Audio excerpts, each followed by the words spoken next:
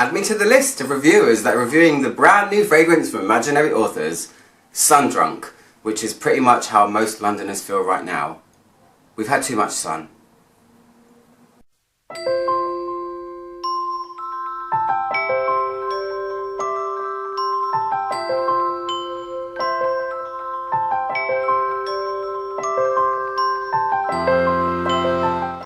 Hi guys, it's Actual. How's everyone doing? Good, I hope. I am reviewing the brand new fragrance from imaginary authors, which is called Sundrunk. I wanted to quickly first say that when there was the Fragrance Expo in Milan earlier this year, there was lots of companies there obviously, and imaginary authors were one that said they weren't releasing anything this year. So this came as a massive surprise. I'm always excited about this brand. I really like them. And yeah, boom, out of nowhere it just came, this fragrance, this beautiful orange coloured bottle with this angel fish on it, and this, I was waiting for the story. I was waiting for the story and I was waiting to smell it, of course. So this is Sundrunk. It came out on July the 18th, I think. So as always, there is an imaginary author behind this fragrance, there is an imaginary story, and there's always an imaginary note as well. It's all about perception, people. Perception.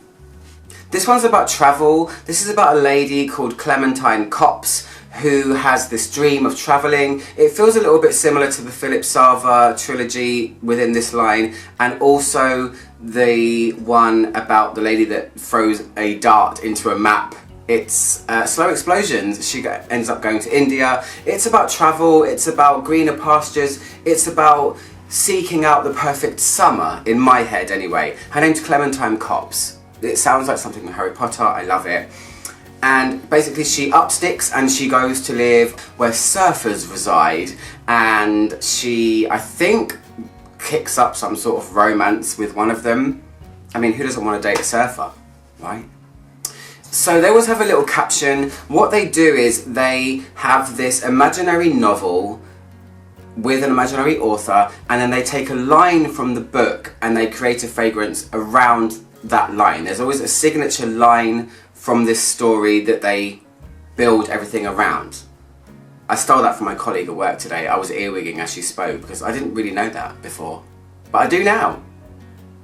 They always have a really cool thing about when you should wear their fragrance, which I think is fun because they're always juxtaposed, they're always off the wall a little bit. And this one says, when to wear, the obvious choice is to plunge into this fragrance at the peak of summer, allowing the cool citrus to wash your worries away.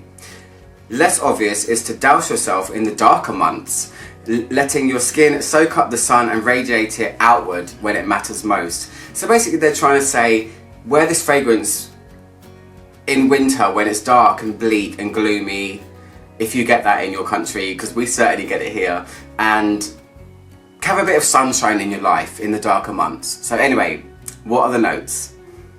So the notes are neroli, obviously orange flower, rhubarb, honeysuckle, rose water, orange zest, and then the imaginary note in this one is first kiss. They've had some wacky, weird and wonderful things that kind of are thought-provoking. They had asphalt in the Cobra and Canary, they had tennis balls in the Soft Lawn, they had bull's blood in Bull's Blood.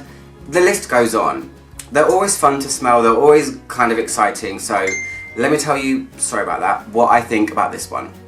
So I've worn this fragrance a few times, 4 to be exact, which happens to be my favourite number. Oh, that's cool. And the first thing that struck me about this fragrance is, this does not smell like an imaginary author's fragrance. I was really surprised when I smelled it. I've made a point of saying in every other imaginary author's fragrance reviews that I've done that they have a very distinct house style. There is a texture, tonality thing to their fragrances that makes them unmistakable when you smell them, and that is something dusty.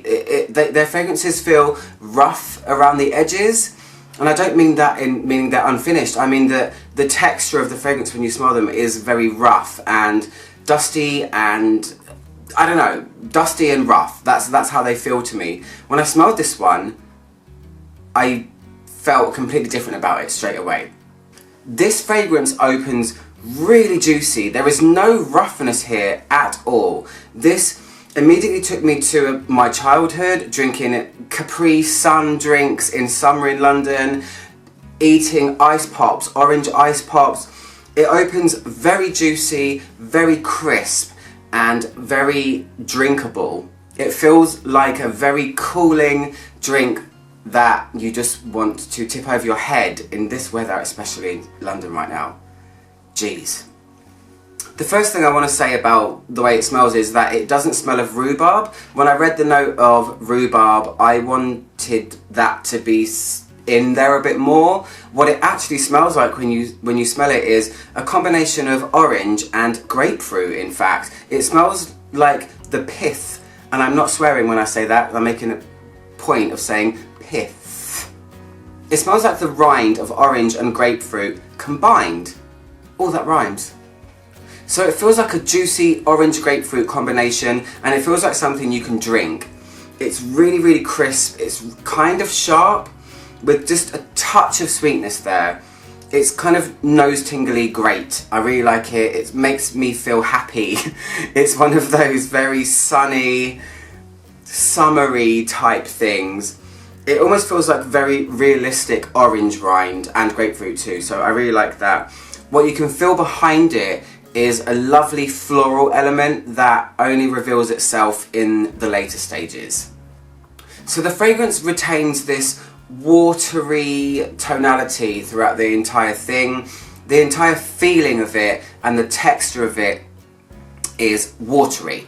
And I don't mean watery meaning that it's weak by any means. It's not. Some fragrances have that watery, weak feeling. It has a watery, crisp, citrusy thing going on in the opening, but it's dried here.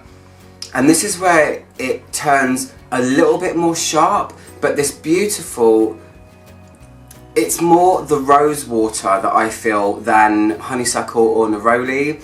Neroli is beautiful, it's kind of green. I don't get any kind of greenness from this at all. What I feel is mainly a rose water type feeling. It's a watery rose thing accented by this orange grapefruit rind, and then the other florals are just behind. Honeysuckle is a real prominent flower. Not prominent, but it's, you can tell honeysuckle when it's in a fragrance. The note list is absolutely stunning. I'm going to say that for the record as well. I think it's beautiful, but there are some things that are missing, unfortunately, in this one. So rhubarb is one for sure, honeysuckle is one for sure, and neroli, I don't really feel it. I have small fragrances where neroli is way more obvious. This is more about rosy citrus. That's where it goes, and it's very crisp, it's very light, it's almost ethereal, and it's definitely different from anything they've ever done before. So I was very surprised by this one. So the dry down is really pretty. I think it's where it's at its most pretty in all of the stages of wearing, because citruses, you know, we're used to those. We wear them, we know what they smell like, we know what grapefruit smells like, I hope. Am I being really, really biased by saying that? People might watch this that don't have grapefruit in their country. I'm sorry. But citrusy stuff in the beginning. The dry down becomes really kind of crystalline clear floral. It's a very crisp, in the distance rose kind of thing with this even further back watery pith kind of thing. I can't say pith without chuckling in my head. I'm so juvenile. The dry down isn't super different from the beginning, but the dry down does allow the florals to come out a little bit more, but it does seem like it's just the one floral that comes out.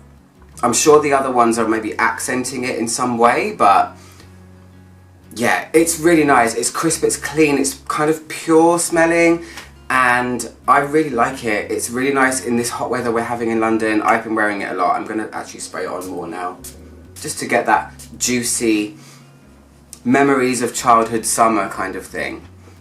I think it's really, really cool. I really like it. So anyway, in terms of longevity, I've had probably about 5 hours out of it, but this is not a good indication because the humidity in London right now is massive, and I can't even get samsara to stay on my skin in this weather. It doesn't work. because you just sweat it right off. So I'd like to try this in maybe a bit cooler weather, maybe spring, but try it for yourself and see what you think. Anyway, that's my review of Sundrunk by Imaginary Authors, the brand new one. I was so happy to try this. Anyway, I'm out for my click my logo down there to subscribe, and I'll see you guys soon for another review. Goodbye.